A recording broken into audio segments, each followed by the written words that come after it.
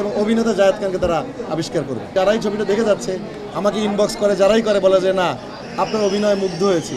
হয় বিড়ি খাইলে হয় ক্যান্সার, সব প্রশ্নের লাগে না আনসার। ধন্যবাদ। আমি তো আগেই বলেছিলাম যে সোনার চর ছবি দেখার পরে সোনার চর কি করে ফেলবে জানি না। ব্যবসা বা সুপারহিট হিট এগুলো আল্লাহ, মানুষের তকমা থাকে, কপালে থাকতে পারে। অভিনেতা জায়েদ খানকে মানুষ দেখবে। শুরু থেকে কিন্তু আপনাদেরকে এই কথা বলে এসেছি যে নায়ক জায়েদ খান থেকে অভিনেতা জায়েদ খান হওয়ার ট্রাই করেছি। আমার পরিচালকের কৃতিত্ব, আমাকে হাতে ধরে অভিনয় করিয়েছে। 2.5 বছর চুল রেখেছি, কাদা মাটিতে ফেলে রেখেছে। আপনারা যে পানির মধ্যে যে শটটা দেখেছে এটা কিন্তু কনকনে শীতের মধ্যে শট, সত্যপ্রবাহের শট। 3 দিন লেগেছে একটা শট। তো অভিনেতা জায়েদ খান হওয়ার ট্রাই করেছি। মানুষের কোনো নেগেটিভ রিভিউ আমি দেখিনি। যারাই ছবিটা দেখে যাচ্ছে আমাকে ইনবক্স করে, যারাই করে বলে যে না আপনার অভিনয় মুগ্ধ হয়েছে। এটুকুই অনেক বড় প্রাপ্তি। মানুষটা আস্তে আস্তেই শেখে। তা আমি মনে করি যে মানুষকে সুযোগ দেওয়া দরকার। মানুষ বিনোদন শ্রমিক, একভাবে বিনোদন দেয়। দিগবাজি এটা একটা কাজ করতে গিয়ে এটা সিগনেচার স্টেপ হয়ে গেছে। তা আমি মনে করি সিনেমাটা দিন যত যাবে মানুষের আগ্রহ বাড়বে, মানুষ অভিনয় দেখবে এবং আস্তে গ্রামে গঞ্জে ছবিটা আরও ছড়িয়ে পড়বে এবং সোনার চর ইনশাল্লাহ দর্শকের হৃদয়ে গাঁথবে, উচ্ছ্বসিত হবে এবং দর্শককে হতাশ হবে না এই সিনেমাটা দেখে। আমি এটা একদম নির্দ্বিধায় বলতে পারি। এবং অভিনেতা জায়েদ খানকে তারা আবিষ্কার করবে। জায়েদ খান যেহেতু সিঙ্গেল, জায়েদ খানের ফোঁটা সবাই। জায়েদ খান সব ফোঁটাকে খুঁজে। তো যেহেতু সিঙ্গেল আমি, সব ফোঁটাই আমার। আমি কোনো ফোঁটাকে পাতার মধ্যে পড়ে যেতে দেবো না। সব ফোঁটা পড়ার আগে আমি হাত পেতে দেবো, অসুবিধা নেই। সব ফোঁটাই আমার, সব ফোঁটার জন্য ভালোবাসা। আমার হৃদয়টা বিশাল, আমার হৃদয় বিশাল। এই ফোঁটায় যত ফোঁটা করুক আমি হামলা সামলাতে পারি, কোনো অসুবিধা নেই, কোনো অসুবিধা নেই। আমি হামলা সামলাতে পারি। আর কোনো ফোঁটার মধ্যে যদি জিন থাকে তাও তাড়াতে পারি, কোনো অসুবিধা নেই।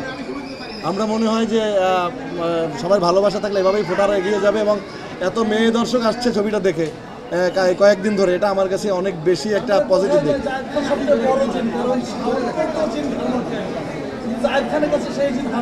জিন আমার কাছে আসলেও ঘাড় মটকে চলে যাবে, মানে আমি তার ঘাড় মটকে দেবো, চিন্তার কোনো কারণ নেই। জিন আমার কাছে উল্টে ভয় পেয়ে চলে যাবে।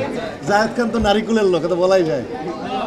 এই যে সামনে যে দেখতেছেন না প্রেজেন্টার, এও তো সব মেয়ে প্রেজেন্টার চলে আসছে। সব যদি বলে দেয় তাহলে আরে সোনার চরের মজাই তো শেষ হয়ে যাবে। কিছু জিনিস বাকি থাক। এবং সবচেয়ে বড় কথা, টাইমস স্কোয়ারে 30-40 হাজার বাঙালির সামনে আমার যে সম্প্রতি ঈদের যে বিড়ি গানটি, এটা প্রদর্শিত হয়েছে সেখানে টাইমস স্কোয়ারে, যেখানে বিড়ি গানটি আর কি। তো সেই গানের প্রোমোটা ওখানে প্রদর্শিত হয়েছে।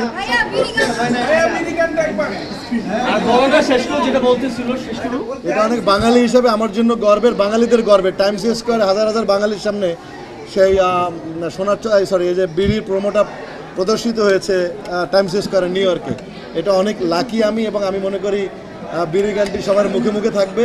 এবং সাবধান, বিড়ি কিন্তু ছাড়তে হবে, নাহলে বিড়ি খাইলে ক্যান্সার হয়, সাবধান। আমার মনে হয় সবাই দেখে যে হারে মিমিক্রি করতেছে এই বিড়ি গানটি নিয়ে, আল্লাহ জানে কি অবস্থা হবে সামনে। সব মিলে 2 রাকাত নফল নামাজ করে আল্লাহর কাছে মোনাজাত করতে হবে যে আল্লাহ তাআলা আলহামদুলিল্লাহ, আল্লাহ তাআলা এত ভালো অবস্থা, এই অবস্থায় দর্শক এসছে, আমেরিকাতে প্রদর্শিত হচ্ছে। আমি 24 তারিখে আমি আমার ট্যুর আছে, অস্ট্রেলিয়া চলে যাচ্ছি, মেলবোর্নে। 24 তারিখে আমার সেখানে, 28 তারিখে মেলবোর্নের শো, 5 তারিখে সিডনিতে শো আমার এই মাসে। তো সব কিছু মিলে আল্লাহ তাআলার কাছে আমার নফল নামাজ পড়ে আল্লাহর কাছে শুকরিয়া জানাতে হবে ইনশাআল্লাহ। আমি তো মাঝে স্বপ্ন দেখি আমি কেন টম ক্রুজ হলাম না, কথার কথা আর কি। তো আল্লাহ তাআলা যখন যে অবস্থায় যাকে রাখে শুকরিয়া, এর চেয়ে খারাপও তো রাখতে পারতাম। তো পৃথিবীতে আল্লাহ তাআলা মানুষকে তো খারাপও রাখতে পারতে হচ্ছে। যে অবস্থাকে আল্লাহ তাআলা মানুষকে তৈরি করেছে তার আলহামদুলিল্লাহ বলে শুকরিয়া করা উচিত। এর চেয়ে খারাপ অবস্থায় মানুষ হতে পারত। বাট আমি আগেই বলেছিলাম সংগঠনকে সময় দেওয়ার কারণে আসলে কিন্তু আমি কিছু করতে পারি নাই। বাট আমি সংগঠন থেকে যখন বেরোয় আসছি, এখন কিন্তু জায়েদ খানের কাজের ক্ষেত্রে বেরোচ্ছে কিন্তু একের পর এক। আপনি যখন আল্লাহ যখন তাকে উপরে টানে কেউ, তখন বান্দা তখন তাকে পা ধরেও নামাতে পারে না। আল্লাহ তাআলা ওরা আমাকে আটকাতে চেয়েছে, ওরা আমাকে ধ্বংস করতে চেয়েছে, আল্লাহ তার 300 গুণ আমাকে ফিরিয়ে দিয়েছে। কারণ আমি সৎ ছিলাম, বাবা মার দোয়া ছিল, আমি আল্লাহকে বিশ্বাস করি, আমি মানুষের ক্ষতি করি নাই। যার কারণে আমার আজকে এই পপুলারিটি, আপনাদের এত ক্যামেরা, এই ভালোবাসা, নিউ ইয়র্কে আমার টাইমস স্কোয়ারে আমার প্রোমো প্রদর্শিত হচ্ছে। এগুলো সব আপনাদের সহযোগিতা, আপনাদের যত সাংবাদিক আছে এদের সহযোগিতা এবং আল্লাহ তাআলার রহমত। ঘরে বসে লুকায় লুকায় ইউটিউবে দেখবে, যতটুকু দেখে, জীবনেও দেখতে আসবে না বলে লাভ নেই। তারপরেও আমি আমন্ত্রণ জানাবো যে ছাড়া, এবং নির্বাচনে ওনার চেয়ার থেকে সরে গিয়ে মানে ডিপ জলের মতো মানুষকে তার চেয়ারটা বুঝিয়ে দেওয়া উচিত। প্রবাসী দর্শকরা সবাই সোনার চা দেখতে যাচ্ছে। কাম ফ্রম দুবাই, সোনার চর দেখার জন্য আসছে। কেমন আছেন আপনারা সবাই? বলেন। সবাইকে ঈদ মোবারক। দুবাই থেকে চলে আসছে সোনার চর দেখার জন্য।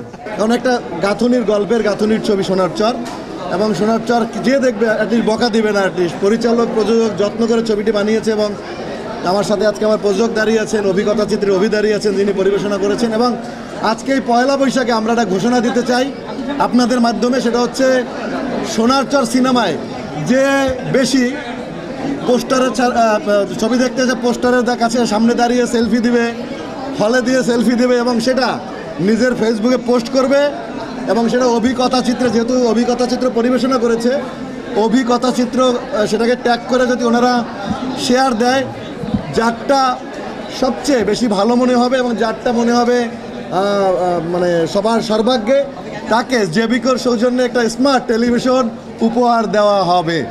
যিনি বেশি ট্যাগ করবেন তাকে অবশ্যই জেবিকোর সৌজন্যের স্মার্ট টিভি, শাড়ি এবং ছেলেদের জন্য স্পেশাল ডিজাইন করা পাঞ্জাবি উপহার হিসেবে থাকবে।